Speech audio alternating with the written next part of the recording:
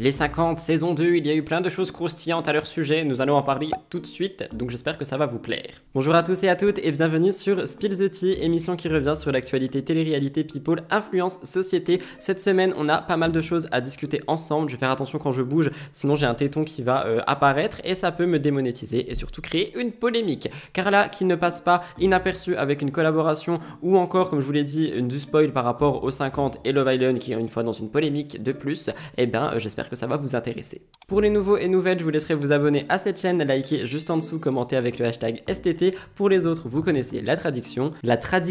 J'ai dit que ça dans la tête. Pour les autres, vous connaissez la tradition, prenez-vous un truc à boire and let's get into the tea. Oui, je sais, j'avais pas de tasse lundi, je suis désolé, j'y avais pas pensé. Écoutez, on fait ce qu'on peut avec ce qu'on a. Let's go.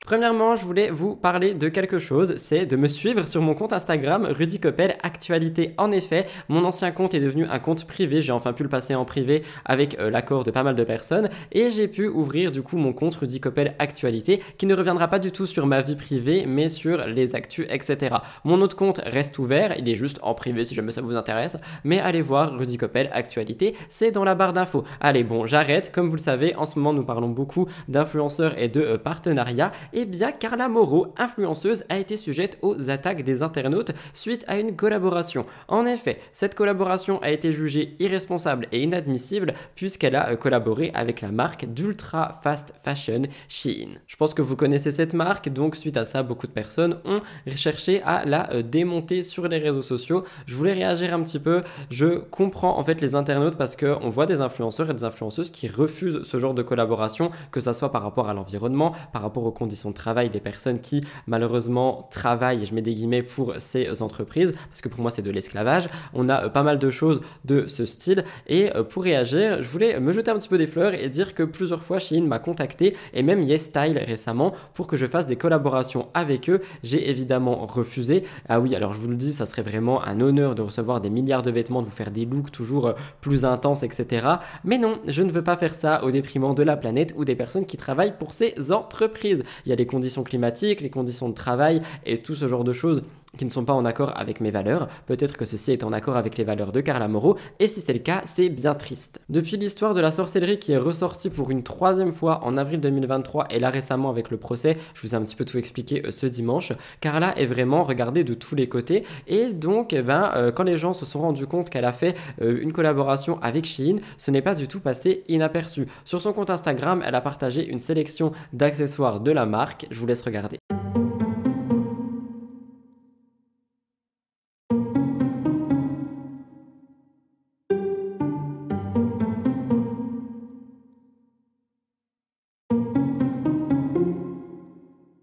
Comme vous l'avez vu, on a un rangement à lunettes, des trucs un petit peu genre des mini aspirateurs, un appareil anti-peluche et tout ça. D'ailleurs, j'ai une peluche ici, donc faudrait peut-être que je m'en prenne un, mais pas sur Shein. Et du coup, ça n'a pas du tout plu et on a eu pas mal de critiques et de réactions. Carla Moreau a supprimé plusieurs commentaires sous son post, mais il y en avait encore qui étaient visibles. Et en fait, avec tout ce qu'on sait par rapport à Shein, l'impact négatif que ça a sur la planète, pour la santé aussi, parce que là, on parle d'accessoires, mais il faut savoir que les vêtements de ce genre de marque, d'ultra fast fashion, ils sont faits avec des produits extrêmement toxiques et chimiques qui peuvent à terme te donner des maladies graves, mais aussi te brûler la peau et même tout simplement faire en sorte que ton quotidien, donc dans ta vie, dans ta maison, ça se passe pas forcément bien au niveau santé à cause des produits chimiques que tu peux respirer. Shein est donc en quelque sorte déconseillé notamment par beaucoup d'influenceurs, même s'il y a une autre partie qui n'arrête pas de collaborer avec eux. Et donc, en fait, on pouvait lire en commentaire « Tu abuses, tu nous as habitués à mieux, une de plus à montrer Shein plutôt que la réalité qui se cache derrière cette marque. »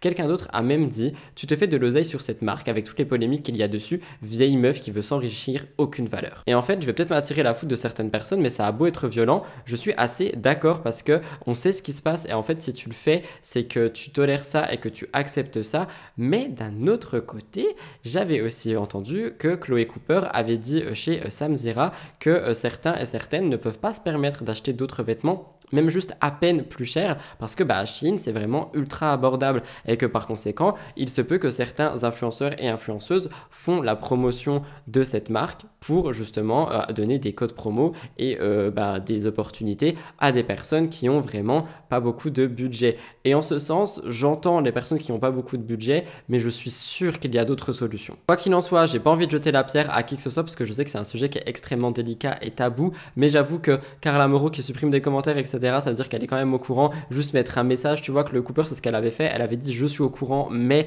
je fais ça pour cette raison. Carla Moreau n'a pas fait ce message, donc je pense que c'est pour ça aussi qu'on lui tombe dessus. De mon côté, jamais je n'accepterai ce genre de collaboration, même s'il me le propose beaucoup et qu'il me propose aussi beaucoup, que ça soit en termes d'argent et de vêtements, c'est hors de question.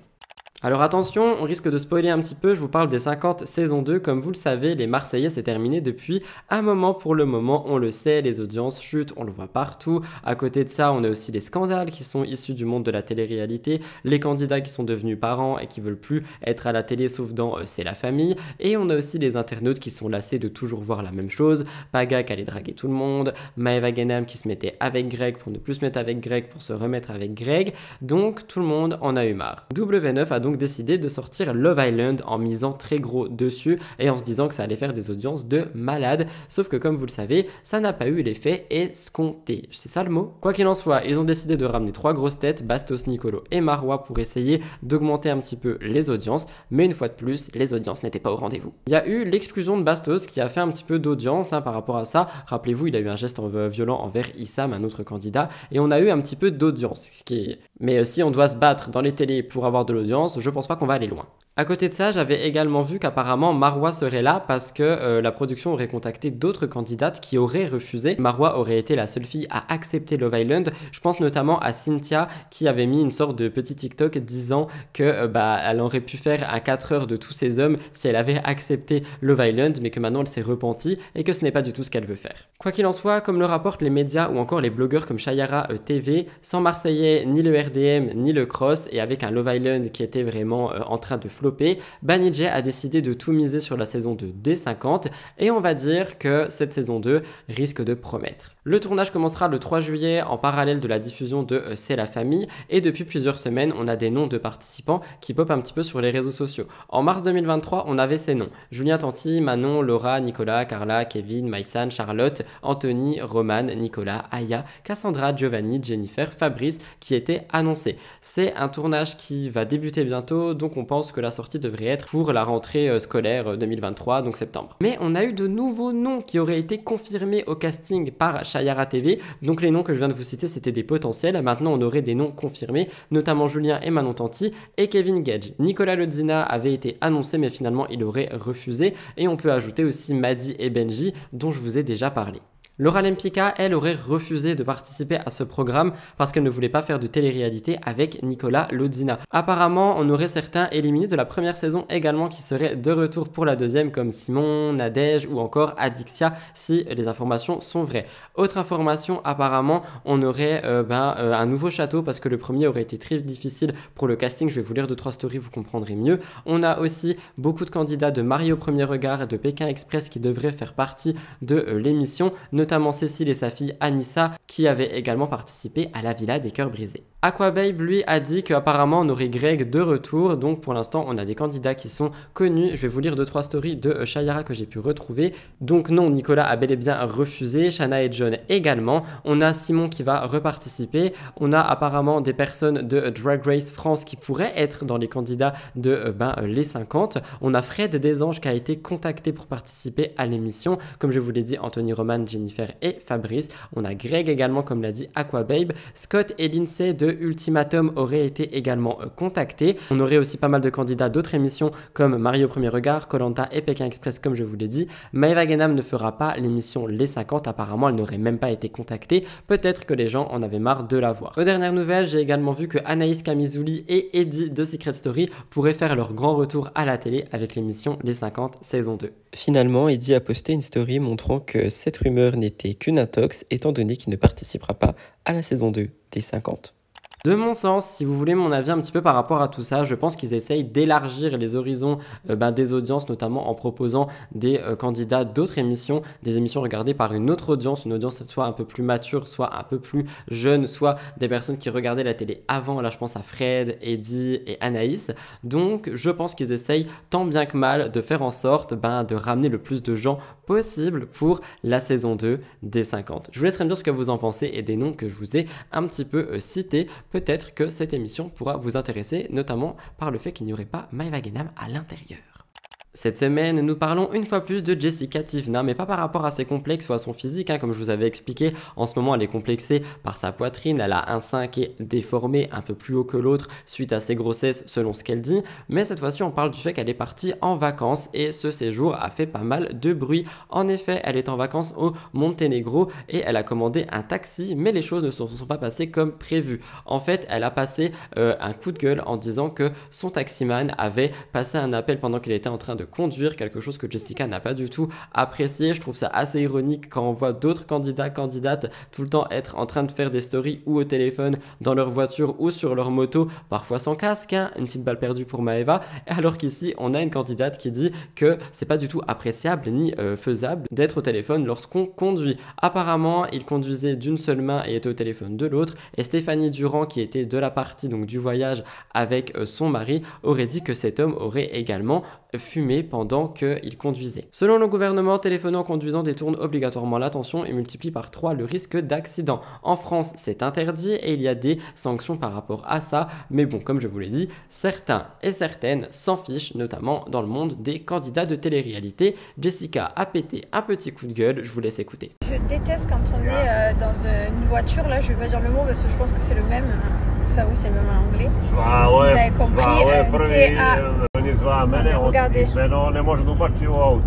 Depuis tout à l'heure il est au téléphone au volant, apparemment Stéphane nous a dit le sien il fume dans la voiture. Non. Si Stéphane elle a envoyé un message, elle a dit tu vois pas il fume dans la voiture le mec. J'ai horreur de ça. Il crie tout depuis tout à l'heure. Ça, il n'y a rien de plus qui me dégoûte quand tu prends un chauffeur. À côté de ça, le séjour a l'air de bien se passer. On voit Jessica qui partage des photos sur Instagram. D'ailleurs, j'en ai commenté une en disant que si je voyais une seule personne dire que Jessica était vieille, j'allais littéralement m'énerver. Beaucoup de gens ont répondu à mon commentaire en disant que Jessica était une mamie. Et c'est là que je me dis que les réseaux sociaux ont simplement un problème. Quoi qu'il en soit, elle partage son quotidien, tout se passe bien, mais une mésaventure s'est quand même déroulée. En effet, une de ses facettes est tombée. Jessica a dit ça en rigolant, mais c'est quelque chose qui l'a fait quand même paniquer. Elle a fait plusieurs stories à l'intérieur. On la voit sans sa facette. Elle a dit qu'elle n'avait pas du tout croqué dans quelque chose de dur ou quoi que ce soit, qu'elle a juste senti sa dent dans sa bouche en train de partir. Malheureusement, il faudra attendre son retour en France et ou à Dubaï pour pouvoir arranger tout ça. Elle a quand même fait une blague et une balle perdue pour les personnes qui sont sur Mime et OnlyFans en disant qu'elle devrait peut-être la vendre sur Mime, que ça lui rapportait gros. Dernière chose qui va pas plaire à certains et qui peut pour d'autres vraiment énerver par rapport à ce que vous allez entendre, mais Thibaut et Jessica ont une sorte de petite brouille là-bas parce qu'en fait Jessica, comme vous le savez, elle partage son quotidien sur les réseaux, elle fait vraiment beaucoup de stories, mais il y en a une qu'elle a dû refaire plusieurs fois. En fait, son mari, Thibaut, s'amusait à l'insulter en fond et à dire des mots vraiment grossiers, et au bout d'un moment elle en a eu marre et en fait elle a quand même fait sa story avec Thibaut derrière, qu'on entend dire des gros mots que je vais pas vous dire parce qu'ils seront bipés. Et en fait, je précise encore une fois que c'était pour l'embêter, mais ces mots ne sont pas passés inaperçus et les internautes se sont montrés pas vraiment contents quant au fait que Thibaut prononce ce genre de mots à l'encontre de sa femme. Vous me direz ce que vous en pensez. Comme je viens de vous le dire, moi je sais que c'est pour l'embêter, etc. Mais c'est vrai qu'on peut embêter autrement et que c'est pas vraiment un exemple à donner sur les réseaux sociaux parce que malheureusement pour eux c'est peut-être drôle, mais pour d'autres ça peut s'apparenter à de la violence conjugale verbalement faite. Je vous laisserai me dire ce que vous en pensez, mais toujours un peu de respect s'il vous plaît. Chloé Cooper, nous en parlions il y a un instant, c'est une influenceuse que j'adore.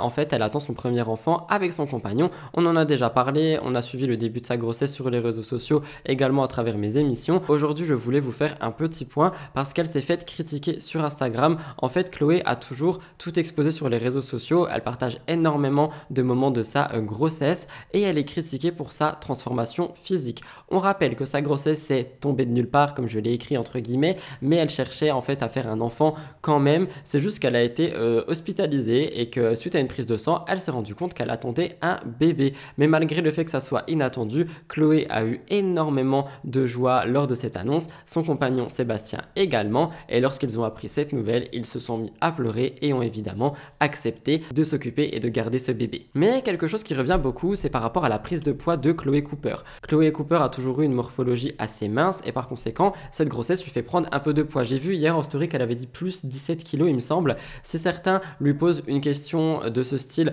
avec un petit peu de bienveillance, d'autres se montrent très virulents et en fait quand elle en parle elle-même, elle dit notamment que ses choix de tenue sont un petit peu plus compliqués et qu'elle doit s'adapter à ce nouveau corps. Mais elle a fait quand même une petite précision pour ne pas créer d'amalgame en disant que malgré le fait qu'elle a toujours été mince, elle n'est pas dérangée par les quelques kilos qu'elle a en plus et elle affirme qu'elle ne prête pas du tout attention à son poids mais bel et bien juste à sa grossesse. Elle a dit qu'en plus de sa prise de poids, elle fait également face à des boutons, à de la cellulite et à des vergetures, donc c'est juste pour montrer qu'elle est humaine, comme tout le monde. Néanmoins, ces changements physiques ne l'affectent pas négativement elle-même, elle continue de vivre sa grossesse comme elle a envie de la vivre et tout ça, mais il y a des gens sur internet qui peuvent critiquer de manière assez vexante. Elle a fait face à un message d'une internaute qui lui a fait valoir que sa prise de poids ne lui allait pas du tout. Elle a dit que, je vais vous citer, mais Chloé a identifié cette personne sur son compte Instagram en montrant le message, on peut lire « Ces kilos, c'est ma fille, ma future vie de maman et tout le bonheur que ça inclut. Ce n'est pas forcément définitif, en revanche ta bêtise si. » Et en fait, comme vous le voyez sur la capture d'écran, on voit que cette personne lui dit qu'elle a pris du poids et que ça ne lui va pas du tout. Comme le dit les médias, notamment officiel.fr ici, elle est déterminée à ne pas laisser ce genre de commentaires nuire à sa santé mentale, à sa grossesse, à son stress, etc. Et en fait, je trouve que c'est dommage d'aller critiquer une prise de poids de quelqu'un en lui disant ça ne va pas du tout, alors que cette personne est enceinte, que cette personne va prendre du poids quoi qu'il arrive avec sa grossesse. Je sais qu'il y en a qui prennent pas de poids, ici c'est le cas, donc c'est comme ça. Et je trouve ça mais tellement méchant d'aller insulter les gens comme ça. Et en fait, elle vit une période merveilleuse pour elle, son compagnon, sa future famille. Oui, son corps change, c'est comme ça. Et franchement, juste, il faut arrêter avec les insultes sur le physique. C'est dépassé tout ça, on en a marre. Je terminerai une fois de plus par souhaiter toutes mes félicitations et tout mon bonheur pour Chloé Cooper et sa grossesse qui arrivera à terme très prochainement. Je vous laisserai me dire ce que vous pensez de ce que je vous ai raconté. Nous passons à la dernière actualité. Love Island, c'est une émission qui va se terminer et cette fois-ci nous sommes dans une polémique. Comme vous le savez, pour remonter les audiences en fin d'émission, ils ont décidé de ramener 3 candidats clés, Bastos, Marois et Nicolo, et ces 3 arrivées ont fait beaucoup parler. L'arrivée de Nicolo a semé la zizanie, son départ en a surpris plus d'un car oui, il a été éliminé. Il a quitté l'aventure le 14 juin et les médias spécialisés expliquent que les derniers épisodes de Love Island faisaient déjà parler de manière générale, mais qu'avec Nicolo en plus qui est parti, ça a fait parler. Mais ce n'est pas tout, parce que l'animatrice Delphine Vespizer avait montré une certaine panique en fonction des audiences et ça ne fait que baisser depuis son retour. Lors de la dernière cérémonie, Nicolo souhaitait se mettre en couple avec Solène et finalement l'arrivée de 2 nouveaux candidats, Vincent et Roméo, ont fait en sorte que Solène et Marois ont retourné un petit peu leur amour et Nicolo s'est retrouvé éliminé. Les autres candidats de W9 ont été choqués par rapport à cette annonce, mais une question se pose, est-ce que Vincent a fait ceci pour se venger de Bastos ? Pour vous rappeler, Bastos a été éliminé parce qu'apparemment il y aurait eu un piège contre lui de la part de Nicolo et Issam. Vincent est un ami à Bastos, donc quand il est rentré dans Love Island, beaucoup de gens se sont dit qu'il était là pour venger son ami. Nicolo disait de Bastos, moi je pense que lui est prêt à tout, je pense qu'il est venu ici pour me piquer, pour se montrer, pour me déranger, je pense qu'il pourrait se rapprocher de Solène pour rester dans l'aventure. C'est ce qu'il disait par rapport à Bastos et finalement c'est Vincent qui a fait ça. Peut-être que Vincent est venu pour le venger, quoi qu'il en soit, ce n'est pas tout parce que Issam a été contraint de faire ses valises avec Nicolo. La production avait envoyé un SMS à Cindy qu'elle lui a lu à haute voix, Nicolo et Issam, vous êtes éliminés de Love Island. On a eu 2 éliminations très fortes, Issam et Nicolo, et j'ai envie de dire que c'est un petit peu le karma s'ils ont vraiment tendu un piège. Apparemment, c'est une élimination qui pourrait ne pas être définitive, nous verrons bien ce qu'il se passera par la suite. Moi, on pouvait lire, dès qu'on les voit dehors comme ça veut dire qu'ils restent. Moi, je pense pas qu'ils soient éliminés. Je pense que ils vont réintégrer l'aventure pour la fin. Je tiens quand même à dire quelque chose, c'est que Nicolo n'est pas du tout aimé dans ce programme depuis l'arrivée de Bastos notamment parce qu'on voit vraiment quelqu'un qui est méchant. On voit quelqu'un qui veut piquer Bastos. Aussi Vincent, Vincent est arrivé et Nicolo lui est immédiatement tombé dessus alors qu'il ne le connaissait absolument pas. Donc on peut se demander si Nicolo ne chercherait pas vraiment à se venger de tous les amis de Bastos parce que on peut peut-être qu'il l'a eu en travers avec Victoria. On a aussi Bastos qui tacle Nicolo dans des lives, dans des vidéos, etc. J'ai l'impression que tout ceci est pour faire du buzz et j'ai l'impression que c'est en train de devenir un petit peu trop. Ce n'est pas tout parce qu'on a aussi eu une polémique par rapport à Love Island, comme je vous l'ai expliqué, non celle avec Bastos, mais une nouvelle, parce que celle de Bastos a fait déjà parler, mais on a eu des semaines d'aventure tranquille. Aujourd'hui, l'émission est dans des polémiques. Valentin, un candidat, est au cœur de tous ces dramas parce qu'apparemment, son ami Gabriel ne valide pas son couple avec Perle et ça a créé quelques tensions. Et suite à ça, on a eu pas mal de choses qui se sont passées parce qu'on a eu Cindy qui a fait parler avec Valentin, notamment à propos d'un commentaire raciste. Comme vous le savez, je vous l'ai déjà expliqué, l'émission est tous les soirs sur W9, mais avec Sixplay Max, on peut également assister à des lives. Et dans ces lives, parfois, il y a beaucoup de choses qui sortent. Et en fait, selon la blogueuse Chayara TV, Valentin aurait tenu des propos racistes envers Cindy pendant un live. La blogueuse indique que Valentin aurait comparé Cindy à Fabrice Eboué. Et en fait, c'est une plaisanterie qui est que de mauvais goût parce que la seule ressemblance qu'ils ont est qu'ils sont tous les deux noirs. Toujours selon Chayara, la production de Love Island aurait décidé de couper le son lors de la diffusion de ce live, tout simplement pour ne pas que les internautes entendent, étant donné qu'avec déjà la polémique Bastos, il y a eu pas mal de problèmes et de scandales, et par conséquent, vu que c'est la fin de l'aventure, je pense qu'ils n'ont pas voulu en avoir une autre. Pas mal. J'en ai. Dans Love Island, ils ont dû faire une erreur de casting.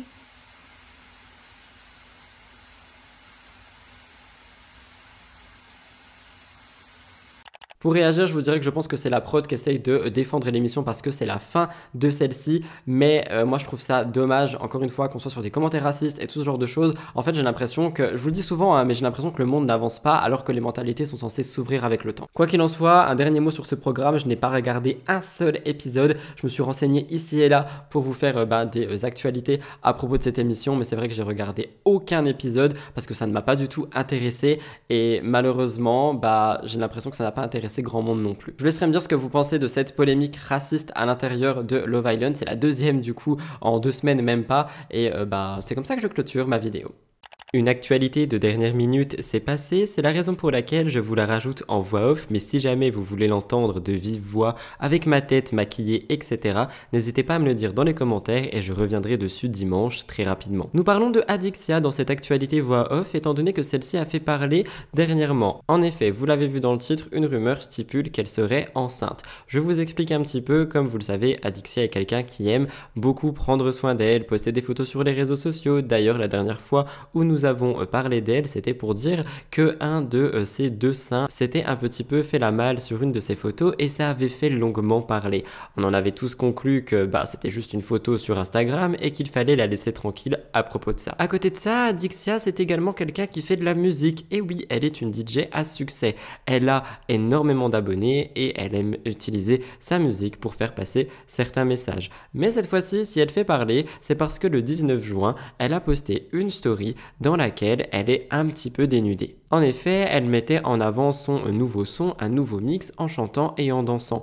Mais les internautes se sont attardés sur autre chose. Son ventre, Adixia a laissé apparaître un petit ventre arrondi, de quoi lancer la rumeur disant qu'elle est enceinte. Je vous laisse regarder.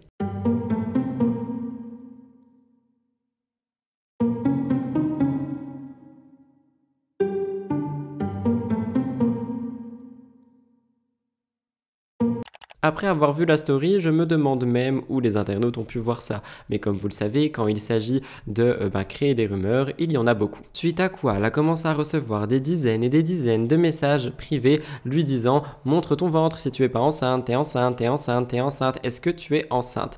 Et Adixia a dit qu'elle trouvait ça extrêmement étrange de devoir se justifier sur quelque chose qui n'est pas avéré. Parce qu'en effet, l'un des internautes a quand même demandé de montrer si son ventre était plat ou non pour avoir une preuve.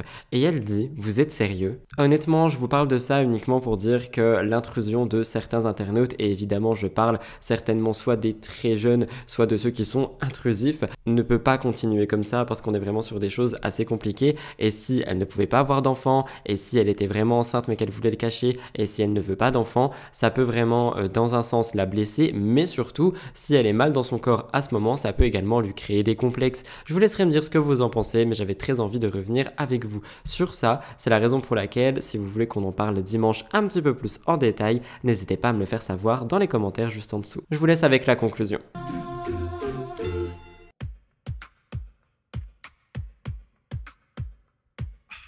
Voilà tout le monde pour votre émission du mercredi, j'espère qu'elle a pu vous intéresser et vous plaire. Je sais que la dernière partie a été un petit peu fouillie, mais on a vraiment beaucoup de choses qui sortent tout le temps avec Love Island, donc j'ai essayé de remettre tout ça dans l'ordre et de faire en sorte que ça soit compréhensible. J'espère que c'était le cas. Si c'est le cas et que vous avez apprécié ma vidéo, n'hésitez vraiment pas à bombarder le bouton like juste en dessous, à commenter avec le hashtag STT et à vous abonner si ce n'est toujours pas fait. En ce qui me concerne, je vous retrouve peut-être vendredi pour un bonus, sinon quoi, nous nous verrons dimanche pour ma grande émission Mix the Tea. Je vous aime d'amour, merci pour votre fidélité, je vous souhaite une très bonne fin de semaine.